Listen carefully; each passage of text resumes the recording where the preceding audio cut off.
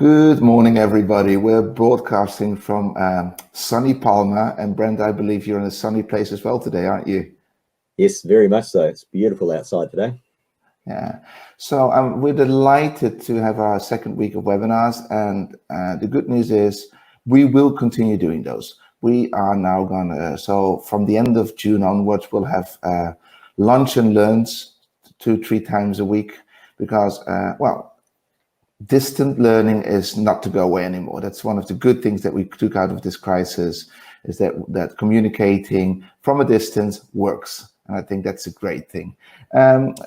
Welcome, everybody. The Dynasty Girls are here on Mallorca. Caroline, hi, how are you? Good to have you with us, everybody. We're going to do something very interesting today because we're going to look at mental health from a different perspective, much more from a medical perspective. Am I saying that correct, Brent? Yes, yep. Yeah. And let me introduce Brent to you guys. Brent is the Director of Medical Instructors and Strategic Customer Relationships at MedAire. That's a mouthful, Brent, by the way. We have to work on that one. And as you guys know, we do a lot with MedAire, especially also in the physical workshops. And this is going to be quite interesting because it takes quite a different perspective. By the way, Honor and Joanna are here as well, because we're going to look at mental health on board by MedAire. So how to spot when all is not okay, options to escalate, and tips on creating a strong culture. So it will have a lot of human factor, but you're also taking a bit of a scientific approach to it, aren't you, Brent? Yes, certainly am. Thank you. So without all further ado, I would like to give the stage to you. Make sure we pop in the questions in the chat. I'll be looking at those and I will interrupting Brent if you see anything that needs to be answered. The Latitude crew in Singapore. Well, that's very cool that you guys have joined us. Thank you so much for that. Brent, it's all yours. Thank you very much. Excellent. Thank you very much.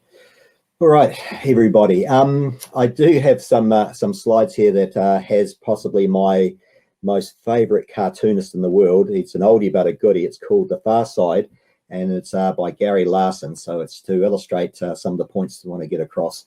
So what we're going to talk about today is take a slightly different aspect to it, looking at the impact of COVID-19 on mental health on board yachts. And we've seen the whole gamut within MedAire, from vessels who have taken the last couple of months as an extended voyage and considered it, although they're at dock, considered to be at open sea and taken as what they were doing an open ocean crossing. Other ones have had to do isolation, time off the boat into crew houses, etc. So we've seen the whole gamut.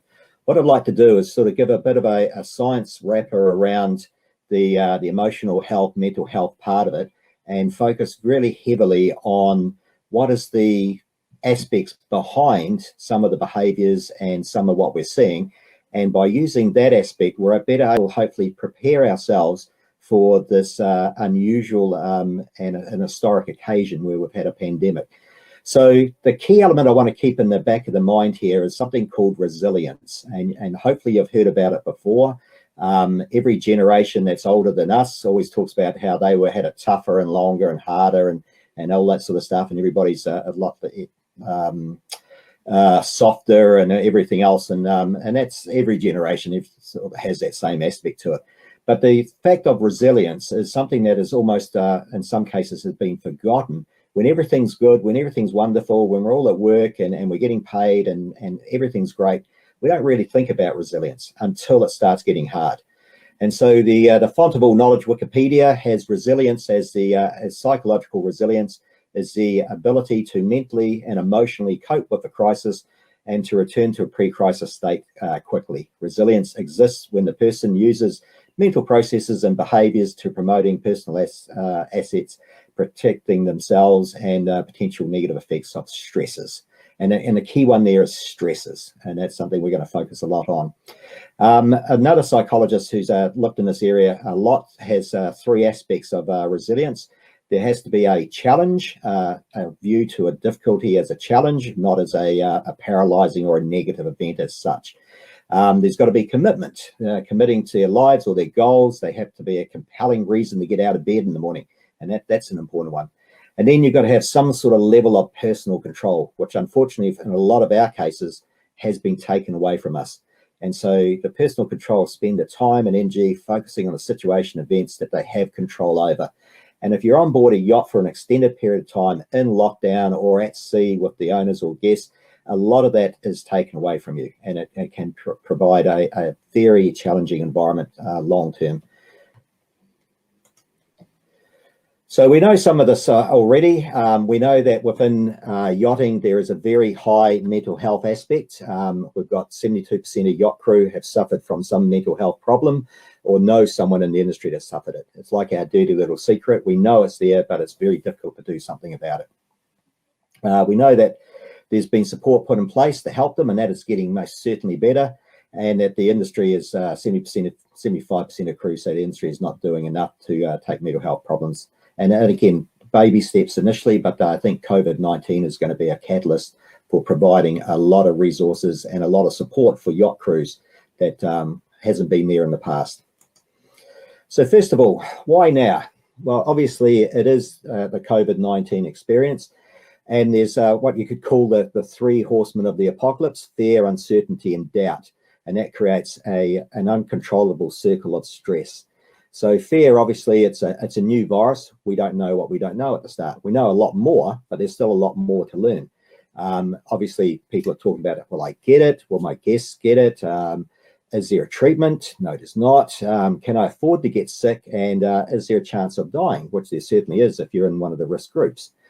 And so that creates a fear. And in the absence of information, that fear can easily spiral out of control and create a huge amount of stress. There's uncertainty. How's it going to affect my career? What's the government's direction? Why are they doing it, and why aren't other governments doing the same thing? Will I have a job tomorrow? That's a massive one. And will I get paid? Again, crew all over the world, if they don't get paid, they don't have a job, they're left on their own. It's an incredible amount of stress again. And the key one is this word stress. What should I do? This is doubt. Am I making the right decisions? What will others think? And that's a major player as well. So fear, uncertainty, and doubt create this sort of rotational effect, almost like a whirlpool of stress. And unless you're able to manage it, it'll continue to get worse and worse and worse. And lots of people can manage it very well, but a few can't. So why stress? And again, this is where my Gary Larson fetish comes into it. Stress can be defined as the degree in which you feel overwhelmed or unable to cope as a result of pressures that are unmanageable. So again, that's from the mentalhealth.org UK. And when you lose control, you can't see a light at the end of the tunnel. There are expectations being increasingly put on you. That's more and more. This becomes the big black hole that you can't see yourself out of. And uncontrolled, it can lead to all sorts of other issues, such as depression, even suicidality or suicidation. So for me, it's what I like to do is understand why this occurs. And if you understand why, then you're better prepared to understand the measures put in place to try and alleviate this. And if I look at stress as just one element to focus on, and it's the one that we've got probably, in some cases, the least amount of control and the most. So why do we behave this way? Well, if I think about it, we've got an operating system in our brain, which is probably 1.0, and it hasn't been updated for quite some time. So I'm in the cave, back in the old caveman days. I'm well fed, I'm nice and warm, everything's good. I've got very low levels of stress. But eventually I've got to leave my cave. I get hungry and I got to go out to hunt. And that creates a huge amount of stress for me because I'm out there, other things can eat me, and I've got to provide food for the table. If I don't, I could die. If I have an injury, there's no antibiotics. So going out and hunting was a hugely stressful event. So I've got a lot of stress on board, and it was designed this way because if I jump out and just sort of dance around thinking everything's wonderful in the African savannah, I'm going to get eaten by a saber-toothed tiger. Not a chance of survival. So our brains are actually hardwired towards the negative, because if I go out there and I'm cautious and I'm careful and I'm listening for unusual sounds, unusual smells, I can't afford to get injured, then I've got a better chance of survival. So we're literally hardwired towards a negative aspect of the environment, which makes it very challenging when the environment is constantly chaotic and constantly changing. Because back in the day, we had very high stress levels for very short periods of time. I go and kill my woolly mammoth, I drag it back home, the kids and the family have a good feed over a barbecue, I'm back in the cave and I'm protected. So my stress levels go up for a period of time, then they go back down again, and we're actually designed that way. We're designed for very high levels of stress for very short periods of time. But that's not the environment we live in anymore. It's much more like what is downstairs on the slide, which is probably me at the moment. Sitting in front of the computer, I've got work, I've got family, I've got economics, I've got all sorts of stresses that are always there and always constant. So my autonomic nervous system, the one that causes us to rev up, that releases adrenaline and all these other corticosteroids, is constantly on the go, creating large amounts of stress. And then on top of that, we put on the COVID-19 and other aspects. It's almost an unmanageable environment. And so that's where we are at the moment. So we behave a certain way, that's how we've been designed, but we've moved past our design parameters now, and we're having to operate in a much newer environment that our brains still have not had a chance to catch up with. So we talk about stress as being a bad thing, but it's actually designed, as I said just now, to keep us alive, and we can actually use it to our advantage. In life, and again, it's my Larson craziness again, if there's not enough stress in our life on the left-hand side, there is no motivation. There is no motivation to excel, to perform, and even in some cases to get out of bed. There's just literally nothing in our environment that pushes us. Too much stress. We don't think through all the consequences of the environment. And this is particularly important in younger people, teenage years, early 20s, especially. There's a part of your brain called the amygdala. It's the emotional center of the brain that can be highly susceptible to emotional dysregulation. The prefrontal cortex, another cool part of the brain, that is often considered to be underdeveloped in younger people, and they don't sometimes think through the consequences. And the classic one I get with my son is, what were you thinking? And the answer is, I wasn't thinking, I was just doing.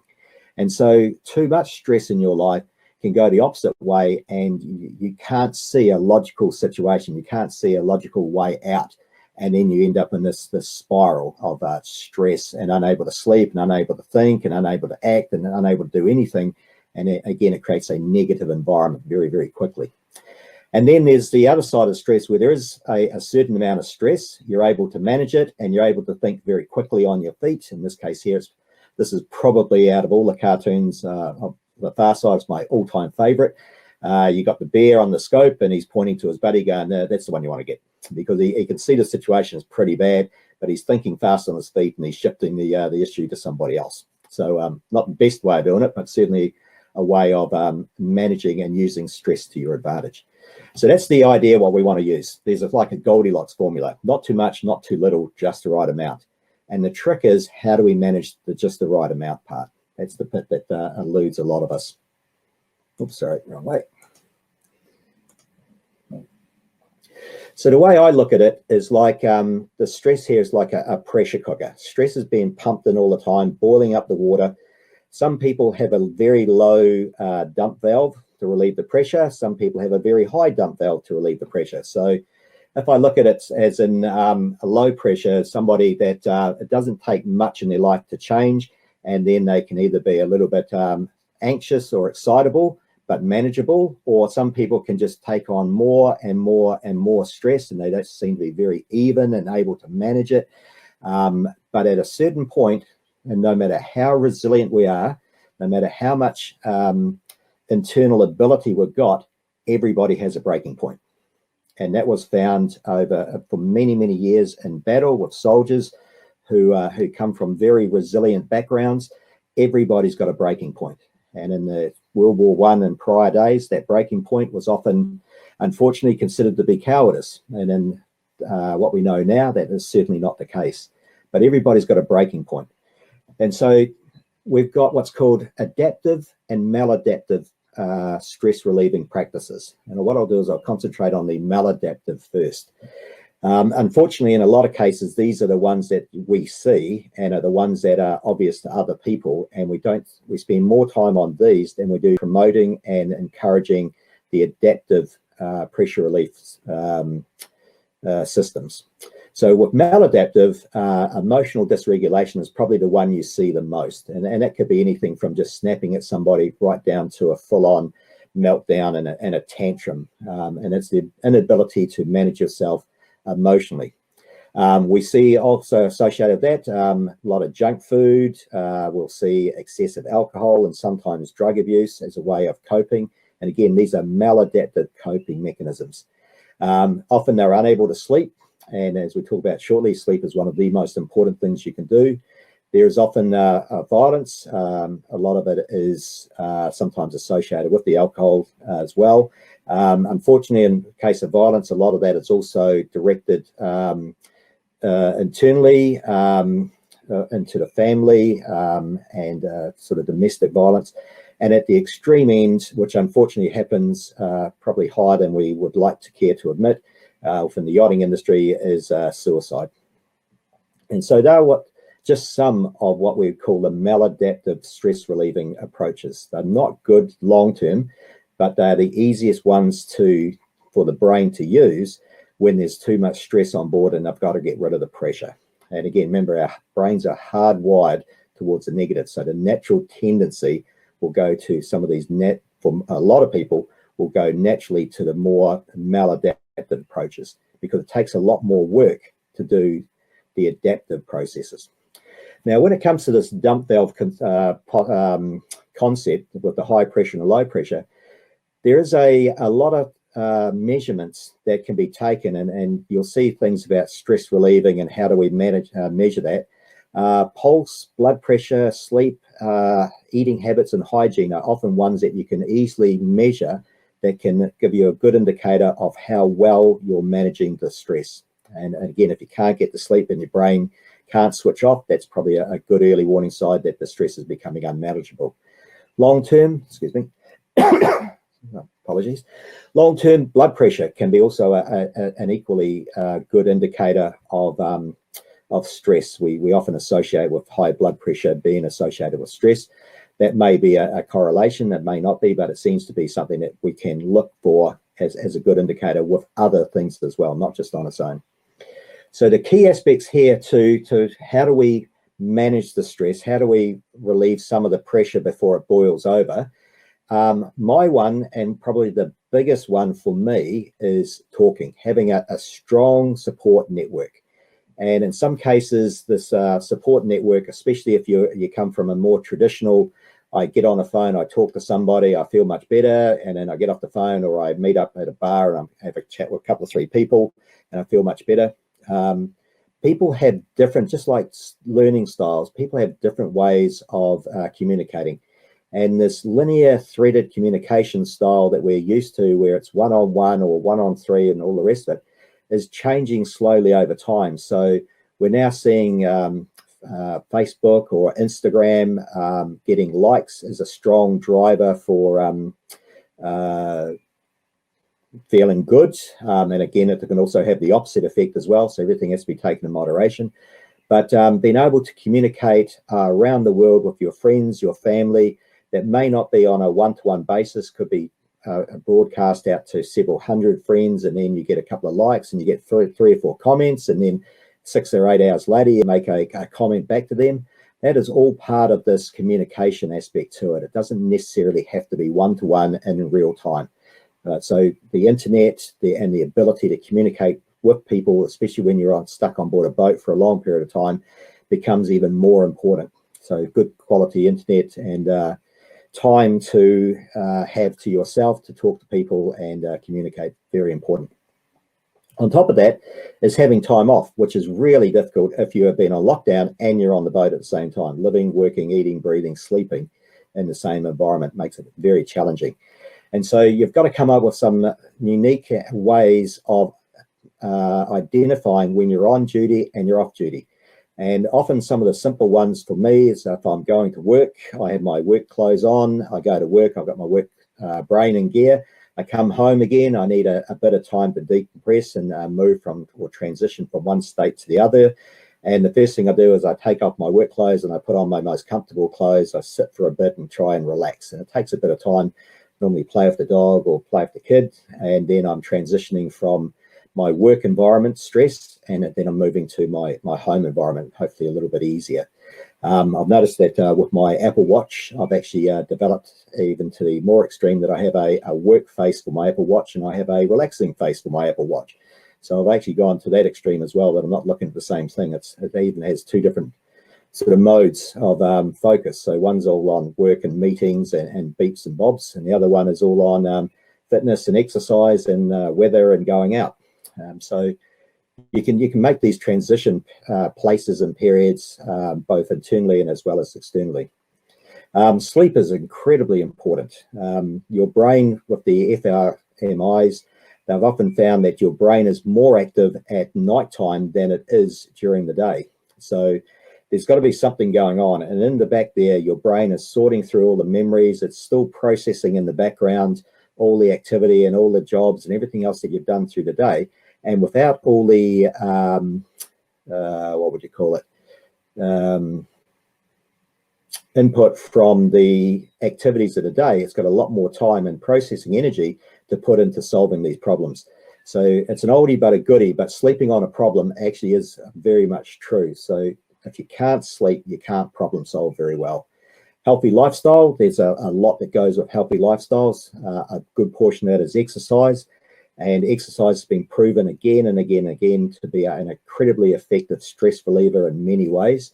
And there's all sorts of different exercises. But basically, the aim is to get out, get your pulse up, and do it for 30 minutes once a day is good enough for a lot of people. Something that's been around for a while, but is only sort of making a good inroads now, is this mindfulness, being in the here and now, literally just trying to focus on where you are right now and in that environment, and try to, in some cases, some apps will help you with this, and breathing exercises and meditation type stuff. This is all around mindfulness.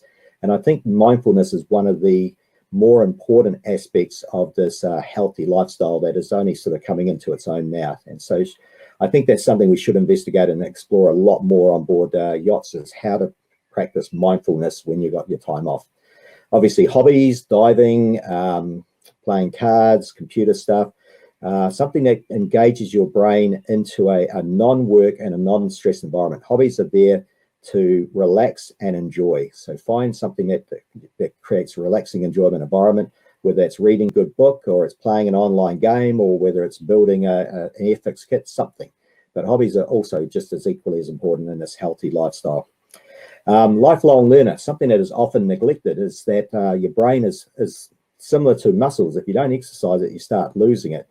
And unfortunately, a lot of people will consider the learner aspect as part of their work, but you never stop learning, and brain never stops being engaged. And we've known now about this thing called plastic brain theory, that if you don't exercise your brain by challenging it with learning activities and reading and physical activities, then it can start to atrophy. And in some cases later on in life, we used to say if you had a stroke that brain damage was permanent, but now we can actually show that it's not the case, that the brain can remodel around the injury and the damage and start to rebuild itself back up again.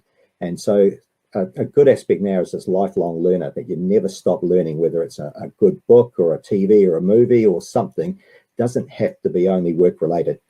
And then there's also the industry of life coaches and counselors, which also provide a very important part of helping people. Sometimes these counselors or coaches are paid and you're providing a professional service.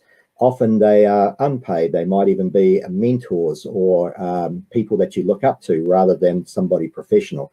And so the ability to have somebody that you can look up to, that you can use as a mentor, that you can bounce ideas off, that has doesn't necessarily have to be in the industry as well, that often helps, and it helps you be able to articulate the what's going on in your world, and they might be able to provide some insight and some ideas that you might not have seen before. So these are all parts of this, what we call maladaptive and adaptive approaches to stress. And obviously, we want to focus much more on the adaptive processes than the maladaptive one. But also remember, everybody's different. What works for me will definitely not work for everybody. In my world, I've got a relatively high pressure thermostat, so it takes a lot for me to pop off. But again, that's not always the case with other people. And sometimes the person who is talkative, a little bit excitable, and all the rest of it will handle stress a lot better than the person who has their thermostat set to high. Because sometimes if you can't work through an issue, you can't relieve the stress, you can't relieve the pressure, it pops off in other ways, much more maladaptive than we'd like to. So that's sort of where we are at the moment. We've looked at the physiology from an evolutionary point of view, why we built that way. We've looked at why that occurs with the maladaptive and the adaptive approach, and why we sort of tend to be towards the negative. So we have to work very, very hard to get to the positive, and hopefully looked at a few of the aspects of how that we can try and manage that stress and try to prevent some of the fear, doubt and uncertainty that the coming months will present. The biggest one for you guys is understanding, is going through that resilience approach of what do I have control over, what don't I have control over, what gets me up in the morning, and how do I cope. Alrighty, any questions at all? I'm joining you again, and let me put some light on. This is better. I'm in the light again. Thank you so much. Good. I mean, I think it's very clear for everybody what's happening, but like what you've been talking about. But I can imagine there are questions. So guys, just please make sure you pop your questions into the chat, and Brent and I will look into those. And in the meantime, we'll just continue talking about this. Let me turn off the slides so that we're a bit bigger. Would you have, like Brent, from your perspective, would you have any advice for the vessels on what they can already do to either avoid, because it's always better to avoid than to cure, or if they notice anything within their crew members, what can head of departments do, for example?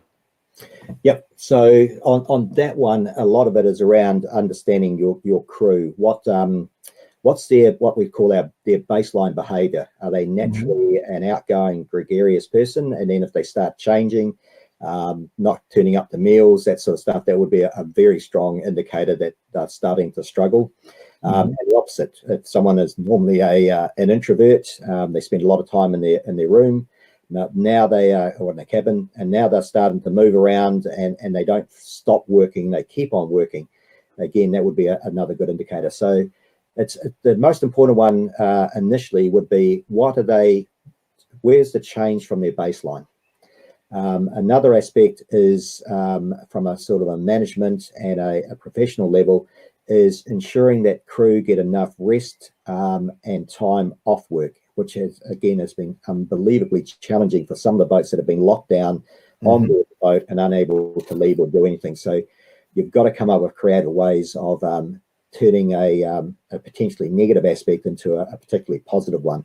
And you can use a lot of these skills that you've already got for those big open ocean crossings. So games night, you have a entertainment committee if you've got a bigger boat. And again, these games nights, they don't necessarily have to be just within the vessel. They can be got 3 vessels associated with you. You can do a games night over 3 different areas. I did 6 months in Antarctic with 7 people. And one of the things that was going on was I had a continuous chess game and a darts game. I couldn't understand why we had a dartboard with us, but there was about 20 people playing over the Antarctic continent a game of darts. So a little bit was on trust, but you were playing darts around the continent.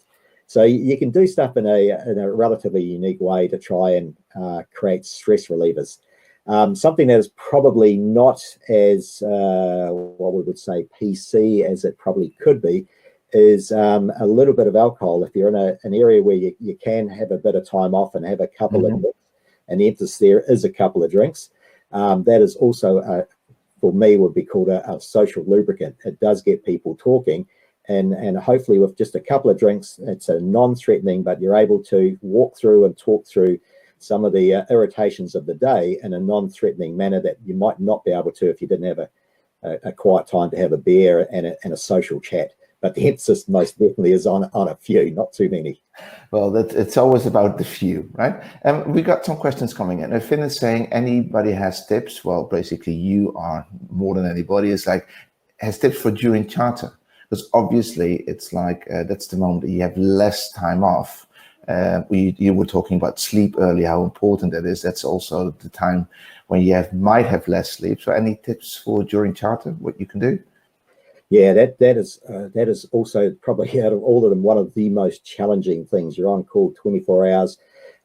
You've got to be always on your game. So it becomes very, very challenging. And so some of the ways that you can do that is and it depends on the charter, having time that is just crew time. Mm-hmm. So it might be sort of later in the evening or early afternoon or early in the morning.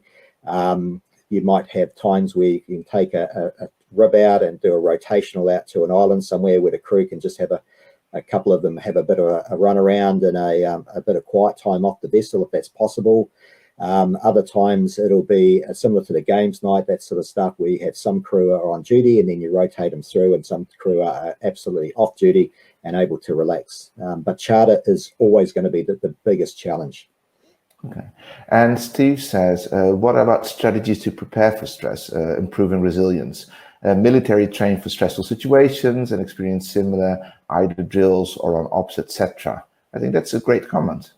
Yeah, it is. And again, I had in my past life, I was in the military for 10 years. And it's one of those things where, although they are built to be very resilient, if you look at the suicide rates and the homeless rates and the mental health rates from ex-military soldiers, Mm-hmm. they are unbelievably high as well. So although we build in resilience at the start, it's looking after them at the end there. And I can see that there is a distinct change in that environment, that there's a lot of counselling, a lot of support being provided right at the beginning of their military career now and all the way through to try and prevent it from getting to the other end.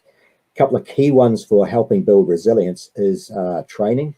Mm-hmm. From the military perspective is the training. The courses are very hard, and they are often harder than the real thing in some cases. So I remember when I was doing my medical training, the pass mark in a theory exam was 80%, and anything that was safety related was 100%, and you're constantly being assessed. And then when I started going out and doing medicine for real, it was so much easier. So in some ways you can use that part of it as training and knowledge, as understanding what's going on, understand what's going on in your brain, understand the almost like a medical type approach to it, is that what makes you happy? What do you do that makes you feel good? Mm-hmm. How does that make you feel? Then when you're moving off your baseline, what has changed? What can you then move back again? So if I find that I'm irritable, I'm falling asleep in the afternoon, I can then hopefully look back and say, okay, what has changed in my life? I didn't get a good night's sleep last night. Okay, so why didn't I get a good night's sleep? I was worried about the presentation I'm supposed to be delivering tomorrow. Okay, why am I? And you just go through almost like the 5 whys type stuff until you come to a way of getting to a resolution.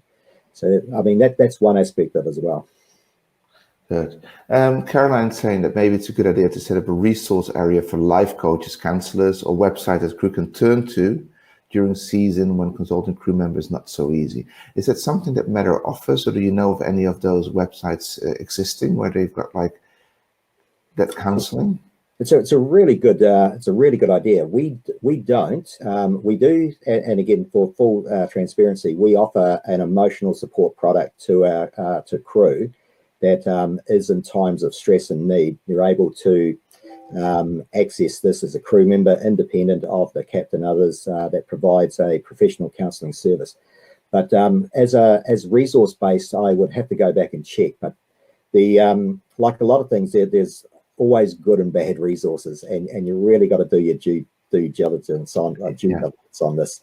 I know, like yoga, that would be a good example. Yoga's used a lot for stress relief. It's good for flexibility and general health. But if you go too much onto the, and again, this is my bias coming through, too much onto the spiritual side and too much emphasis in some of the more negative aspects of the individual yoga practicer, then that might start to detract from the benefit that it could give you. And that's just one example. It's not a great example. And again, as I said, my bias does come through a little bit there. But you just got to be careful that there's evidence behind whatever advice or process or program that you adopt. Good. Caroline's also saying, like, the book "Who Ate My Cheese." I've read that book. It's a great book, by the way. It's also being open to change, right? I mean, stress and not being able to change are very related.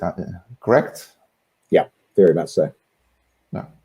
And then Steve says that the British forces, Steve likes his military stuff, have a program of adventurous training, offshore sailing, scuba kayaking, rock climbing, etc. And the aim is to place you in an alien environment with the correct training, skills, and experience that you can cope, that you demonstrate you can cope. And he says, and very soon after that show, you can thrive in it.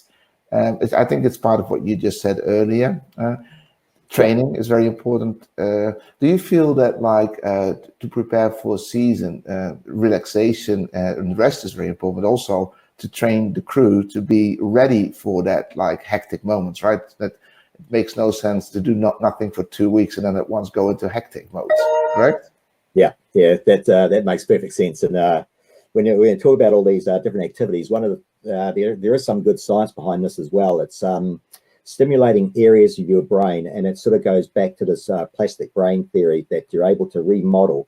And when this idea was first sort of talked about, it was talked about in ways that would take weeks or months of activity. It's that sort of 10,000 hours type methodology. Yeah. And there's a lot of evidence behind that as well.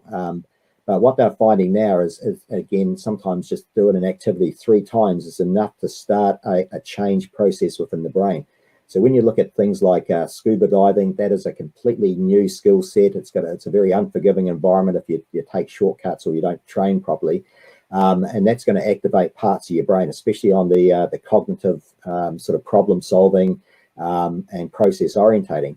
Kayaking, rock climbing would be another good example where you've got the kinetics of it, where you're using body motion and not necessarily strength. So I think if you're looking at a way that on your off hours, and again, a lot of crew already do this naturally. So a lot of what we do naturally is actually, when you start looking at the science behind it, tells you that this is the right way to go. There's reasons why we go and do these activities, because they're not only enjoyable, but they also provide some of that resilience we talked about for it's a way of stress relieving. Because in rock climbing, I mean, again, the attention to detail and the care and attention that goes into it, it's very unforgiving for people who take shortcuts. So some people are naturally die. Yeah, I mean, that's very unforgiving. Yeah, not often though. Fortunately, it's oh, thank God. I mean, I prefer being on the golf course. That's my stress relief. Very unforgiving as well. But at least I only lose balls. Yeah, I'm a little bit of the opposite. I'm sort of like I'd love to and been scuba diving in ages, and there's not much rock climbing around here. So, but again, it's anything that's challenging, and again, there's mental challenging of a good book, and there's physical challenging of a good rock climb or a kayak or something like that. But again, that in my world and what I see and from an evidential point of view, that if you've got lots of outside of work activities, and it doesn't matter what they are, but it activates and challenges other parts of the brain, it makes you more resilient to the challenges you get in your job. So I think Steve's smack on the mark here. Yeah, I would like to. This is Steve is he's saying something which I would like to check with you. He says that a higher ability to handle stress often means a bigger meltdown when a meltdown occurs. I tend to think I definitely tend to think that's the case, and it's an old school way of thinking, and it may not be 100% accurate in every case. But if you look at that pressure cooker model, you've got so much pressure already built up that if you can't get a way of relieving that pressure, there's not a lot of resistance left before you blow. Versus somebody who was able to get rid of the pressure much earlier, that never gets to the stage. So you can imagine, and again, this would be a good example of very old school army mentality of suck it up and keep going. Then the pressure builds up, pressure builds up, pressure builds up. There's no way of releasing it, and then it only takes a small thing to go pop. Okay, cool. Thank you. I mean, I think we handled quite a very. I think it's an ongoing topic, mental well-being. Now we're discussing this over COVID, but it's something that we spend a lot of time on during our events as well, because this is beyond COVID. It's something that, like, we all work in an environment that is highly stressful, and unfortunately, not everybody is able to cope with it in the same way. Not every team is able to cope with it in the correct way. But hopefully these sessions help. I really appreciate you doing this with us, Brent, today. Guys, we are recording this, so we'll put it on the website. Brent, can we put the presentation with it? Yes, absolutely. Yeah, so everybody can just download it, have a look at it, and I think it's great. We're going to do many more sessions this week about different topics, so check out acrew.com and see what else you want to do.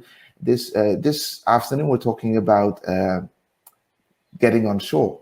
It's like life after yachting, green networking and entrepreneurialism, an opportunity after yachting. So that's good. I'm not saying that anybody has to leave the boat, but it's always good to talk about life after yachting. Yeah? Caroline's making a final comment saying suicide was already on the increase before COVID. And she says, we think we need to be much more aware of our crew bodies. Everybody shows in different ways, and men in particular are not able to talk things through. Well, I'm very much in touch with my feminine side, Caroline, so I think I try to. And true captains' hearts are often in a lonely place. Yes, so please look after each other, especially in these difficult times. I think that's very, very important. Brent, would you like to add something as a final note? Yeah, it's interesting that Caroline says that, because we see a lot of issues with captains and people in authority, and again, from our transparency, our emotional support product has a lot of emphasis on that side of it, because a young crew member who's having issues, often there's a line manager or others that can support them, but there's very little support for the upper echelon on board a vessel, because you generally don't talk down, you tend to go up.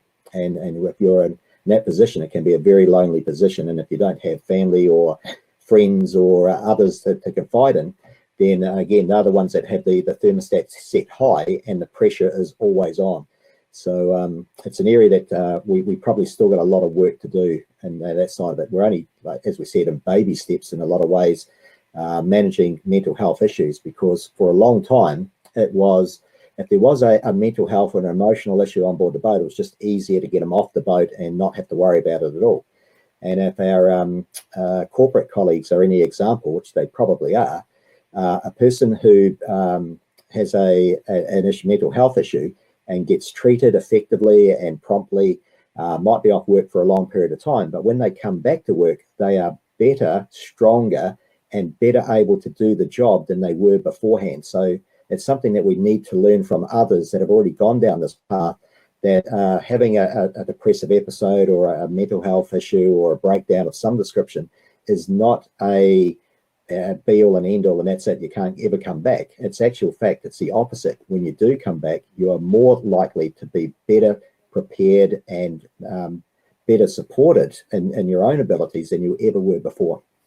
Good. Well, thank you for sharing that. But I would like to say, yes, we expect captains and hearts to look after the crew, but I think it's good for the crew to also keep an eye out on your captain, your head of department. I mean, we're all human beings. We all suffer from stress once in a while. So let's look after each other. Galina, I've sent you a private message on the tips for greenies. We've got some. We will have some tips to help you out. So please use those. Thank you so much, Brent.